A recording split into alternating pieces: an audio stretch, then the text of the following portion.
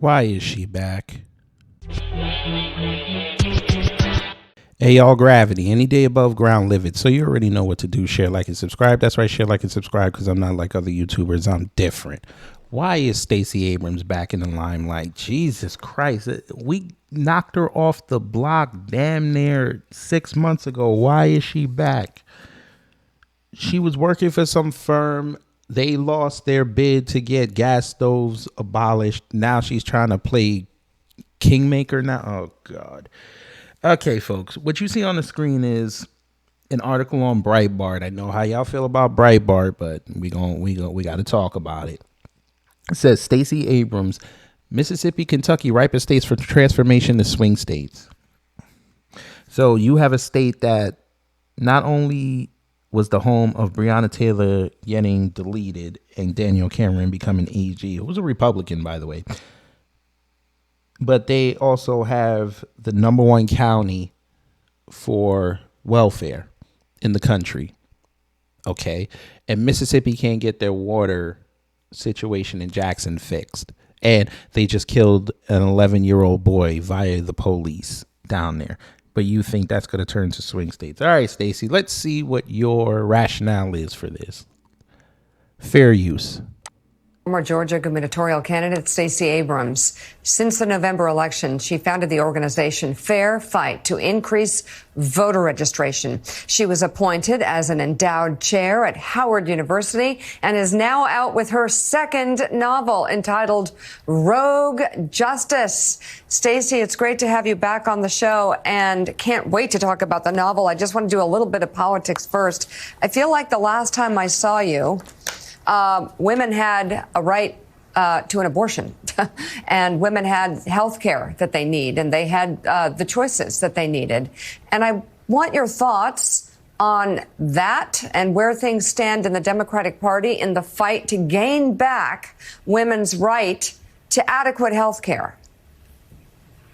Well, unfortunately, this is now a state-by-state fight, and in a number of states, the super gerrymandering that we've seen, the silencing of voices that has unfortunately occurred over the last decade or so, means that even though the majority of the population in most states object to eliminating access to the right to an abortion, those who have supermajorities are controlling the narrative. But we saw in 2022, while it didn't work in every state, in most states where the people had a chance to push back, they were able to stop extreme abortion laws from taking place. And my hope is that we will continue the fight. Democracy exists so that we can have the type of society we seek. And that means that we have to have voters who have access to those opportunities and that we have to have districts that allow those voices to truly be heard. Stacey, hi, it's Jennifer Palmieri. It's really good to see you.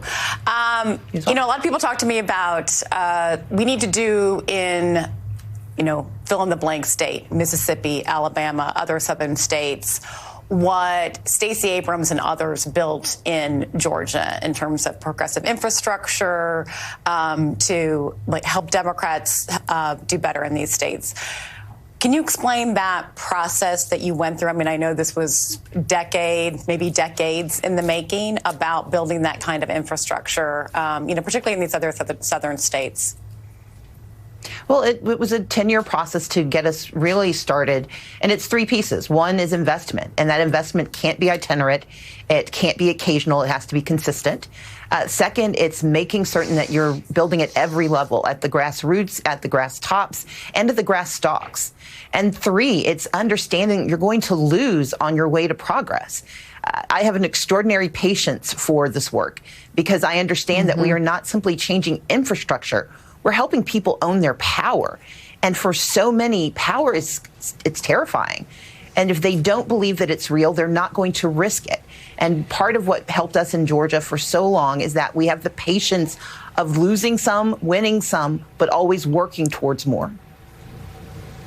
Stacey, I've got two quick questions. First, quickly, which southern state do you think is ripest for the sort of transformation you helped accomplish in Georgia? And second, tell us about the novel. Thank you.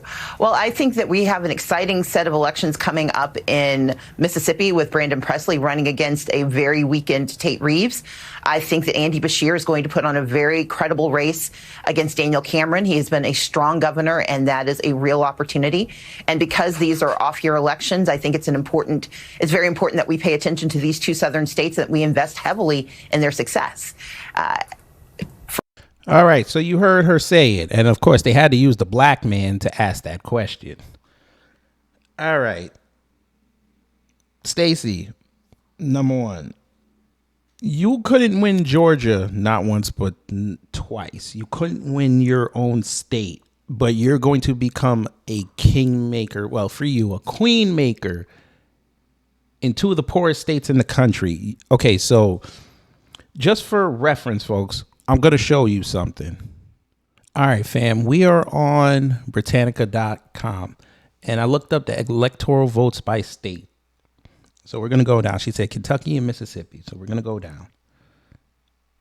So here's Kentucky. They have 8 electoral votes. Mississippi has 6. So that's 14. She really thinks she's going to flip 14 electoral votes that are staunchly red. You're going to flip Mitch McConnell's state because you think you're going to get a senator or a representative and a governor. You think you're going to flip that state from red to blue.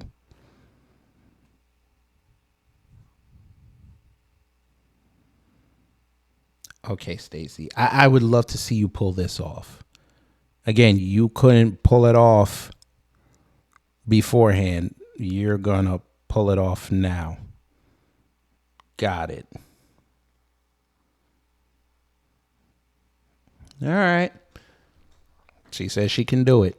So there you go. But anyway, y'all, I'm going to get up out of here. You already know what to do. Share, like, and subscribe. That's right. Share, like, and subscribe because I'm not like other YouTubers. I'm different. Take care. Stay safe. I'm out.